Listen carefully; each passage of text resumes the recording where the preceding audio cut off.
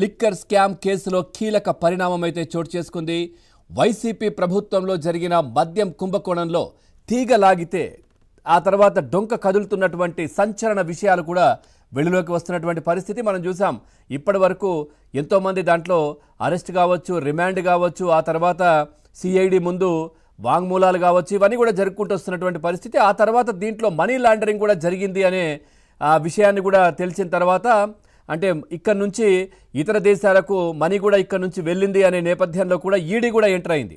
ఆ తర్వాత ED CID ఇద్దరు కూడా కోఆర్డినేట్ చేసుకుంటూ, సో సిఐడి దగ్గర ఉన్నటువంటి సాక్ష్యాలు, సో వాళ్ళు సేకరించినటువంటి ఆధారాలు ఇవన్నీ కూడా ఈడీతో షేర్ చేసుకోవడం, ఆ తర్వాత ఈడీ దీనికి సంబంధించి సమగ్ర విచారణ జరుపుతున్నటువంటి నేపథ్యంలో ఇప్పుడు ఒక కీలకమైనటువంటి పరిణామం.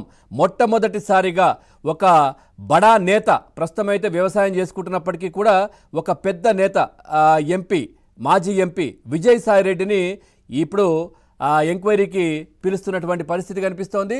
దీనికి సంబంధించి వైసీపీ నేతలు, అధికారుల పేర్లు కూడా వెలుగులోకి వస్తున్నటువంటి పరిస్థితి. తాజాగా ఇదే కేసులో ఆరోపణలు ఎదుర్కొంటున్నటువంటి మాజీ ఎంపీ విజయసాయిరెడ్డికి ఎన్ఫోర్స్మెంట్ డైరెక్టరేట్ ఇవాళ నోటీసులు జారీ చేసింది. ఈ నెల 22న విచారణకు హాజరు కావాలంటూ కూడా ఆ నోటీసుల్లో పేర్కొన్నటువంటి పరిస్థితి గతంలో మనం చూసాం. సిఐడి విచారణకు విజయసాయిరెడ్డి అటెండ్ అయిన సమయంలో ఆ తర్వాత బయటకు వచ్చి ఇదంతా కర్త కర్మ క్రియ మొత్తం రాజ్ కసిరెడ్డి అంటూ అక్కడి వరకే చెప్పే ప్రయత్నం చేశారు.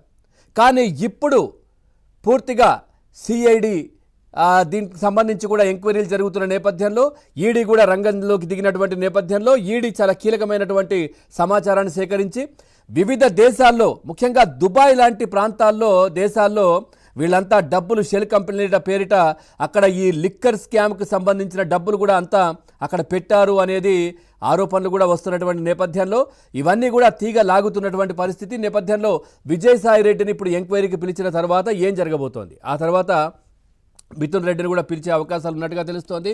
ఇక పూర్తిగా మనకు తెలుసు, విజయసాయిరెడ్డి గత కొంతకాలంగా పార్టీ నుండి బయటకు రావడం, ఆ తర్వాత రాజ్యసభ సభ్యత్వానికి రాజీనామా చేయడం, ఆ తర్వాత పూర్తిగా వ్యవసాయం చేసుకుంటున్నానని చెప్పేసి వ్యవసాయ క్షేత్రానికి పరిమితం కావడం, ఆ తర్వాత జగన్మోహన్ రెడ్డి చుట్టూ ఒక కోటరీ ఉంది, ఆ జగన్మోహన్ రెడ్డి చుట్టూన్న వాళ్ళు నన్ను లోపలికి పోనివ్వట్లేదు, సో వాళ్ళందరూ చాలా ఇబ్బందులు పెట్టారు అని చాలాసార్లు మాట్లాడారు. సో జగన్మోహన్ రెడ్డి నా గుండెల్లో ఉంటారని కూడా చాలాసార్లు మాట్లాడినటువంటి పరిస్థితి. ఆ తర్వాత ఇప్పటికీ కూడా జగన్మోహన్ రెడ్డి దగ్గర నుంచి ఆయనకు పిలుపు రాలేదు.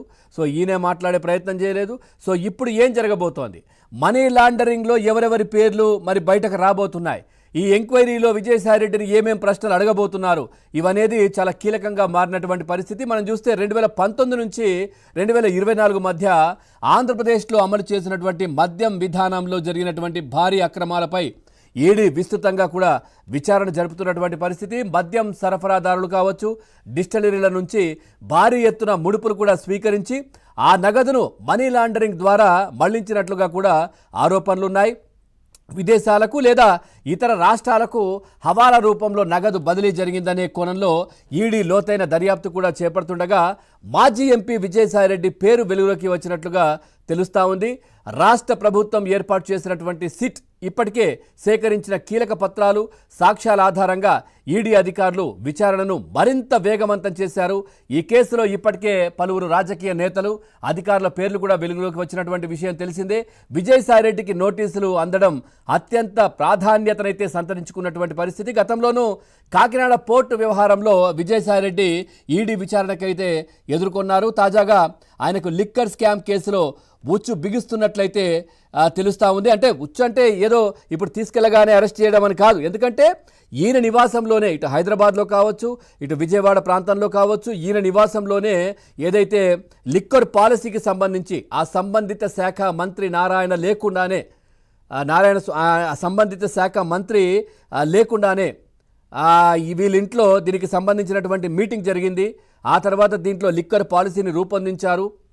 ఆ తర్వాత వీళ్ళ అల్లుడికి సంబంధించినటువంటి డిస్టిలరీలు కావచ్చు, లేదంటే ఇవన్నీ కూడా దీంట్లో జరిగినటువంటి పరిస్థితి. అయితే ఈ ప్రశ్నలు కూడా ఆయన అడిగినప్పుడు మా అల్లుడి దగ్గర నేను ఒక 100 కోట్ల రూపాయలు అప్పిప్పించాను వాళ్ళకి, ఆయనకు కూడా సంబంధం లేదని చెప్పే ప్రయత్నం చేశారు. కానీ ఇప్పుడు ఈ మనీ లాండరింగ్ ద్వారా జరిగినటువంటి అంశం ద్వారా పూర్తిగా ఆధారాలతో పాటు విజయసాయిరెడ్డిని పిలుస్తున్నట్టుగా తెలుస్తోంది.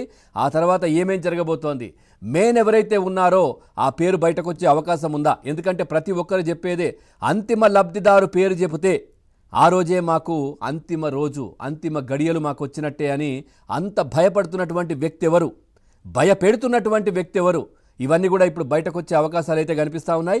ఈ అంశానికి సంబంధించి మనం చర్చలోకి వెళ్దాం. చర్చలో పాల్గొంటున్నారు రాజకీయ విశ్లేషకులు సీనియర్ జర్నలిస్ట్ దుర్గా కుమార్ గారు, ఇటు టీడీపీ పార్టీ సీనియర్ లీడర్ అధికార ప్రతినిధి రఫీ గారు. ఇద్దరికి నమస్కారం.